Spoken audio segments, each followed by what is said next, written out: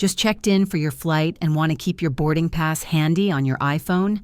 Adding your boarding pass to Apple Wallet makes airport navigation super convenient. In this guide, I'll show you how to easily add your boarding pass to Apple Wallet. Once you've completed your airline's online check-in, look for an option to Add to Apple Wallet, Add to Wallet, or a similar button. This is usually presented on the confirmation screen after check-in or in the airline's mobile app. Tapping this button will open a preview of your boarding pass within the Wallet app. You'll see your flight details, seat number, and a scannable QR code or barcode. Review the information to ensure it's correct. Finally, tap Add in the top right corner. Your boarding pass will then be saved in your Apple Wallet.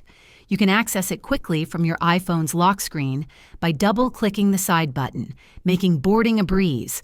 And there you have it. Adding a boarding pass to Apple Wallet is quick and convenient.